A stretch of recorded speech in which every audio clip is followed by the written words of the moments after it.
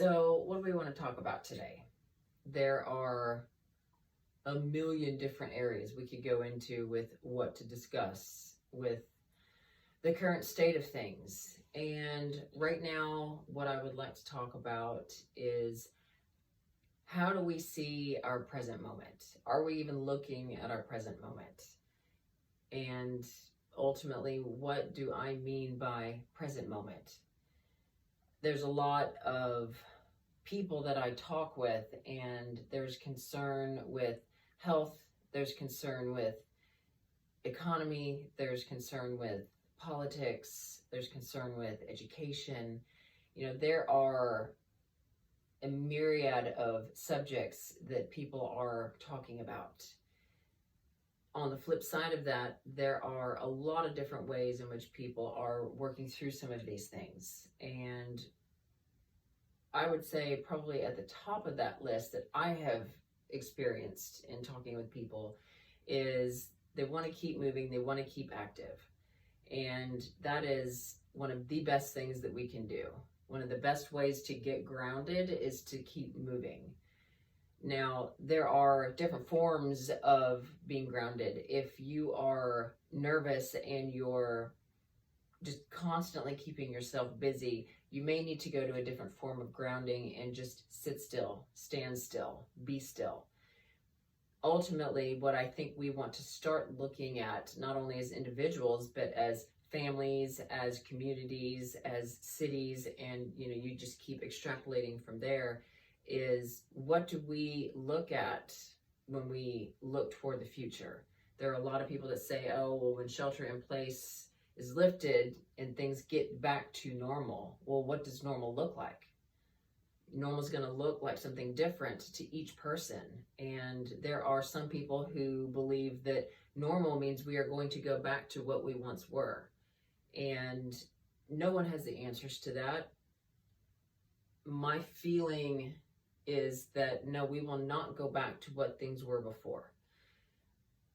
Just what we need to do as individuals and as communities is learn a new way of doing things, because how we have been doing things clearly is not working and has not been working.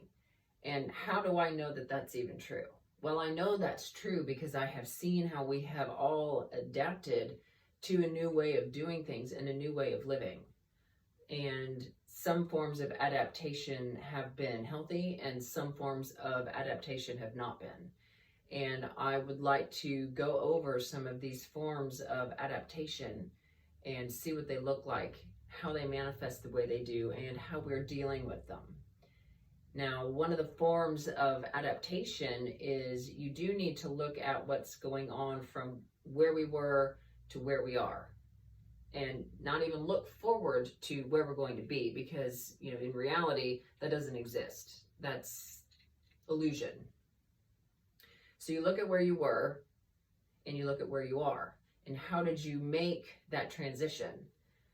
At the end of the day, none of us had really any choice in the matter. There are those who just naturally gravitate smoothly towards change, and the fluidity with that change comes very natural. That doesn't mean that there aren't bumps, and it doesn't mean that they don't necessarily hit moments of panic or stress, but they have the ability within them to breathe and work through it and keep moving forward. One of the best ways you can do that is to minimize your level of expectation of how you want things to be when you start moving forward. Sometimes moving forward can simply be putting one foot in front of the other and just keep moving. Whatever you're doing in the moment, just keep moving. There are those who need to start formulating a plan, and that plan could be as simple as making sure that you are staying clean and you are staying healthy. It can be making sure that you have enough food and enough basic needs to get through day to day, week to week, however it is you want to process through your shelter in place. And lastly is starting to look forward some. How am I going to come out of this? How would I like to come out of this? So all that being said, let's look at when we go through transition and we get stuck or it seems to be too bumpy, how are we going to process through that? Well, we need to look at first, are we looking for distractions? That is to say, are we looking for things to do to keep us from being in our present moment, feeling what we're feeling? That is, we don't want to feel fear. We don't want to feel depression. We don't want to feel anxiety or panic or tension. So we look to other things that feel good that we can get in that moment and distract ourselves from what doesn't feel so great. Some of the forms of distraction are going to be television, one of the best forms of distraction from thoughts that are going through your mind, feelings that are going through your body. One of the other top-notch distractions is food and alcohol. So you want to look at not necessarily that you're eating food, or you might even be eating in excess and or drinking in excess. It's more why. What is the reason? Is there a feeling that comes before I reach for that food? Is there a feeling or a thought that comes before I reach for alcohol?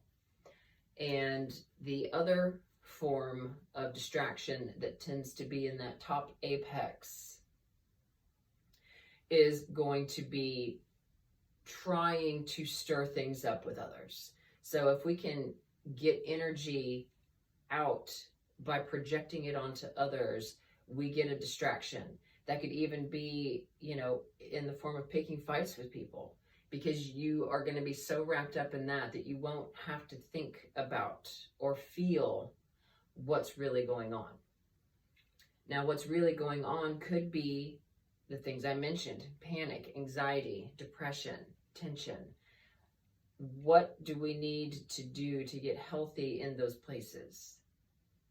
One of the first things you need to do is you need to start breathing. You need to start breathing in through the nose and out through the mouth. And you need to get that breath all the way down to the base of your abdomen, right above that pubic bone.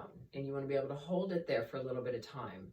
If the shoulders rise and fall, then you're keeping that air locked into the upper chambers of the lungs, and you need to start pulling it down into the abdomen and doing diaphragmatic breathing. One of the best ways that you can do that, if you find that you're getting stuck just below the lungs or right at the bottom of the lungs, is to lie on your back with your feet flat on the floor. Place your hand or hands over your abdomen and breathe and feel the rise and fall. A lot of times it can be easier to start that kind of breathing when you are lying on your back, because you don't have the weight of the bones of the body, the internal organs, pushing down on that diaphragm. So you lie supine or flat on your back with your feet flat on the floor, and you start breathing into your belly, understanding what that feels like. Notice how your body starts to relax. The other thing you can do to start getting present is to get grounded. So we did talk about that earlier. If you tend toward depression and lack of movement, then you need to go get movement in your life. Go out, take a walk, even just go and sit outside in nature, get some sun, sit on the ground, get in the grass. The best things you can do is just go out and be in nature. Believe it or not, that can take you out of your head a little bit and bring you back into your body. Same as movement. If you tend toward always wanting to stay busy, which keep you distracted and not necessarily having to deal with your current reality, you need to kind of go the opposite direction. You need to sit with it. You need to know what it feels like to sit in your body and hold on to that energy, as opposed to just constantly discharging. So that can sometimes be a little harder than going out and getting moving. If you tend toward a lot of movement and keeping yourself really busy, keeping your thoughts and your mind constantly busy, sitting down can be really uncomfortable at first. So maybe set a timer for 5 minutes, put your phone away so that you can't get into it. Just put it over there with a timer for 5 minutes. There's nobody else in the room. There's no television on, no music, nothing. Just silence and sitting. And that's it. And then just observe what comes up. What do you feel? How does your body respond? Do you have pain in certain areas? Do you have tightness in certain areas? Do some things start to fall asleep? What do your thoughts do? Where are they taking you? So you want to start noticing what your body has to say to you when you sit still and you listen to it. Oftentimes, when we keep ourselves so busy, we override what our body is trying to tell us. It's almost like turning up the radio in your car and then you don't hear that creaking anymore. Problem solved. Well, the problem's not solved. The creaking is still going on. We are just bringing something higher and louder to cover that up, but it doesn't make it go away. Same thing's true with the body. When the body has a feeling or a sensation, it is trying to talk to you. That is your body's language trying to talk to you. So really the best thing you can do to hear what it has to say is sit down and be still. Notice where it's coming from. If it's coming from the lower body, if it's coming from the middle of the body, if it's in the shoulders, neck, head, is it thoughts, is it feelings? You know, all of these things mean something different. Each of them has a different message to tell you. But when you can start mapping out where you feel things, and if you have an excess of energy in certain parts of the body, or you start to feel things go cold or numb, that is a deficient amount of energy in that part of the body. So that is a great way to start kind of mapping out what needs what. And you might need to discharge energy from some parts of the body, or you may need to bring energy into some parts of the body. And you start with your 5 minutes and you breathe and you listen and you feel, and then journal immediately after that.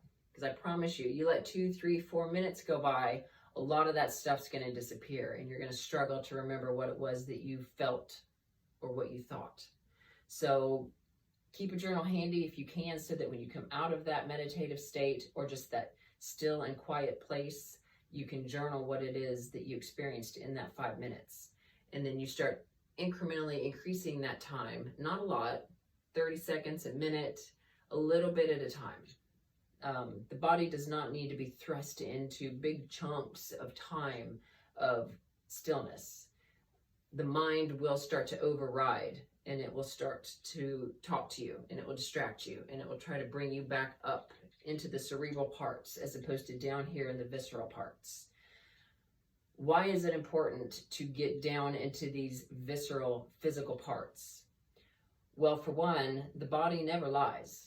The body is always up front, it's honest, and it knows exactly what's going on. The mind doesn't.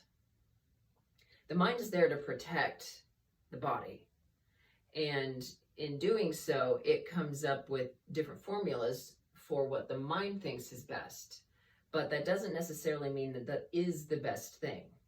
Survival is tricky, and a lot of times survival comes from old programming, or programming from our childhood, from something traumatic, or something that's traumatic that's been on repeat that we've allowed to keep cycling.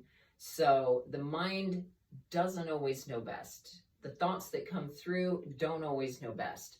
A lot of times they operate from a place of fear. And so it's coming from a place of protecting you from fear. But there might not necessarily be something to be afraid of. So that's where it can be important to get down into the body. So what do I mean by the body never lies? Well, the body never lies because feeling is feeling. Feelings aren't wrong. Feelings are just information. We get feeling based on sensation. And we have our 5 senses, and we draw our information in through those 5 senses. What happens is we go way up into that cerebral, into that mind, and we try to process it there when it belongs down in the tissues, in the bones, in the blood, in the organs. It belongs where it belongs, and it does not necessarily belong up in the head. So you want to pull that data back down into your physical body, which is where getting quiet, getting still is very helpful for that. If you struggle with that type of therapy in the beginning, the best thing you can do is blend the 2 worlds, and that would be yoga. Now, granted, I am the owner of Prism Yoga, so I do seem to have a vested interest in promoting something such as yoga. However, The reason I bring yoga up in a situation like we are discussing is simply because you are taking your body through movement. And a lot of times this movement, especially with how I like to teach and practice yoga, is to get into a position and you hold it for an extended period of time. And most practices will have you holding an asana or a posture for an extended period of time. So it's almost like you're getting several different miniature meditations while you're in unusual positions. And when you're in these unusual positions, oftentimes they are physically uncomfortable. Not always. Some positions feel fantastic, but some of the positions can be awful. Awful. I've been in tears many times in yoga poses, and not because I'm hurting myself or that I'm doing the posture incorrectly, but because I'm tapping into some really old shit that needs to be released. And when you go into a yoga practice and you start going through things that don't necessarily feel great, you will be brought into your physical body and the mind will be left behind.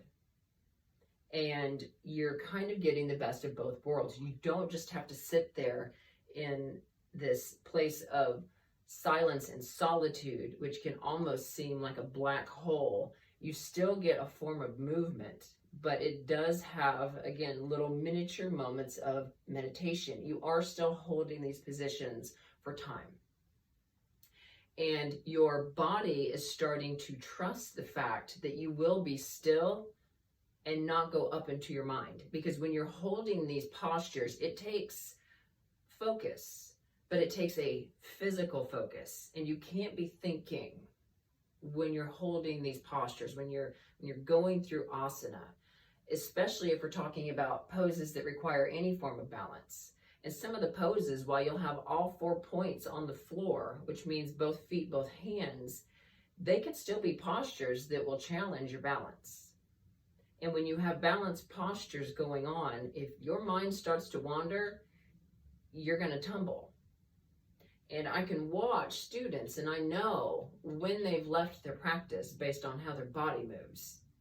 So being able to really want to hone in on your yoga practice, and you want to be able to quote unquote nail some of your poses, you will notice when you finish and come out of your practice, you really don't have a lot of thoughts that you can go back and realize you had because you were in that physical body. So getting into a yoga practice right now is really one of the best and most therapeutic things that you can do. Weight training is in there. I would put it probably second to yoga, simply because there is more active movement involved in weight training. And it can be a little more aggressive. And depending on what you're doing, there can be some thinking involved. But having a yoga practice, and especially if you have a teacher who's taking you through and you don't have to come up with anything on your own, you really do just get to get into your body and just trust the flow of the movement, listen to the sound of the teacher who's guiding you, and just let your body start moving. Let it figure out and let it talk to you. And when you have pain, don't run away from it.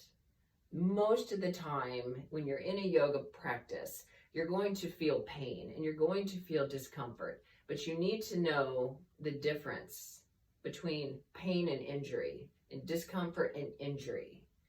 And most of the time, injury is not occurring. Pain is occurring, possibly. Discomfort is occurring, probably. Very seldom, if you're with a good teacher and you're in a good class, very seldom is it going to actually be injury. So if you're in that uncomfortable place and you're in that painful place, stay there. There is a lot of data there. There's a lot of information to gain there. Now, I'm not saying that you're going to become a scholar of your own physical body in one yoga practice or even 20 yoga practices. It is a practice. It is a lifetime commitment that you make to yourself and to your body. But as you go through this practice, and when you do hit that 20th one, you are going to be much more aware of what your body's language is, and you're going to get more fluent in that language, and you're going to start to understand it. Then what we come to is a place of react or respond? What's the difference between react and respond? Well, react is to react to something. It is an action. Respond is to be responsive. You are responsive to something. And that is also to say that we are becoming responsible for what's going on. So reaction is something that we want to kind of start to pull away from and start evolving more into a responsive approach to what we are experiencing in practice. So when we feel that pain, you don't just jerk out of it. You ease through it a little bit and you kind of work through different movements, and they could be micro movements, as I call them. 1 inch here, 2 inches there, subtle shifts back and forth, just kind of working through it, because sometimes something just might not be quite linked up and it just takes a little bit of movement for it to slip right into place.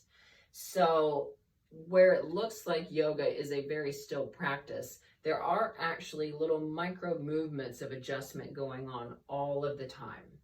And that is how we are fine-tuning our practice. That's how we're fine-tuning our body. And that actually is you becoming responsive and responsible to the language that your body is telling you is going on, and you're helping to heal it. So if you have discomfort in a particular pose and you start to adjust your hip in such a way that either your instructor has given you cues for, or you've just become intuitive enough to understand that for yourself of how that works, and then you ease up some of that pain, you have just now taken responsibility for a communication that your body has given you, and you have responded back in kind. That's some of the best healing that you can do. So that's where I say, for me and for the people that I work with, be it fitness, yoga, or healing practices and meditation, that's where I like to take them, yoga postures. And it does not have to be a full yoga class. And oftentimes it's going to seem like a disjointed class to an outside observer looking in. But for myself and for my students, it's very fluid and it has a natural rhythm to it. And if I have a group, then we all tend to synchronize like grandfather clocks. And it all works together, and everybody's aches and pains kind of match up. Not identically, but they generally do tend to sync up together. When it's me and a student one-on-one, it's even more intimate, because I get to hear all of the data from that one person's body. And that person's body does talk to me, trust me. I hear what the body's saying because I see the way it moves. I see the way people hold their bodies, and I can very quickly tune in and see how we need to start moving things. And there's a way that you talk to the mind of a student, and there is a way that you talk to the body of a student. And they are very different. And it's interesting to watch, because the mind of the student can get very frustrated. And I heard you, you already said that. Well, I'm not talking to you. I'm talking to your body, and your body hasn't heard this yet. So it needs to hear it, and in different subtle ways, so it can start understanding. And the more it hears it, the more it can keep making adjustment after adjustment after adjustment, and then it finally starts to understand. So we're creating a nervous system link between the mind and the body, because the body hasn't been taken in that way. It doesn't have a roadmap for it. So we need to create that. And the best way to do that, as we all know, repetition reinforces and confirms. So when I keep repeating certain cues because the body has not responded yet, and that mind is getting agitated because it keeps hearing something on repeat, I can see that collision happening. I just don't pay any attention to the mind, and I don't pay attention to what comes out of that person's mouth. I allow that to be okay, because that is still valuable. And it is data that's being discharged. And it is very healthy for my students to be able to discharge verbally what's going on in their bodies physically and mentally. So with my students, cussing is allowed, feedback is allowed, agitation, anger, fear, anxiety, all of that. Because if they are feeling it, that means that they are accepting it, and it's moving through them, and it's not stuck anymore. So I encourage any output from my students when they're in class with me. And I have noticed that that really does help facilitate that learning process, especially for that body to start being able to understand what it is I'm asking the body to do for itself to heal. And the mind starts to understand that there is value there. And the mind lessens up the reins of trying to take control of do it this way or do it this way, or this feels better, so this is how you should do it. She doesn't know what she's talking about. There's a synchronicity that starts to happen there.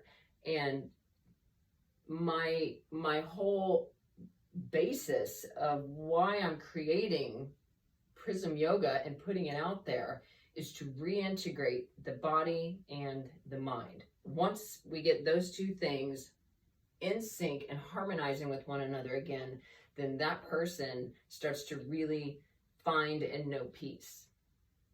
And right now, that's one thing that I find is kind of universally missing, is that peace. Because we don't know what tomorrow's going to be, and we don't know what the future is going to be. And no, we can't guarantee that what we once had is what we are going to have in the future. So making peace with uncertainty and not knowing and not being able to control is paramount right now for physical and for mental health. So in this time right now, I would encourage any of you who are watching this and hearing this to consider a yoga practice with whomever speaks to you as a teacher. I would definitely look into something basic if you've not done it. Where I did talk about, seldom is it injury, it's pain that we feel in yoga. That doesn't mean that you can't get injured. As I did say, you can get injured, and I prefaced with, if the instructor is not good at what they're doing. Not all instructors are created equal. I think that can be said unanimously across the board with whatever the trade or practice is. So find an instructor that resonates for you and start working on it. You don't have to go through the full practice. Maybe just do a couple of the postures. Do what feels right to you, but do something. And then do that something regularly and give it everything you've got. Next time, we will be discussing similar things and moving forward from these places on. I will be taking your questions and applying them to these sessions, but definitely tune in to keep expanding upon the things that we touched on today, and be well.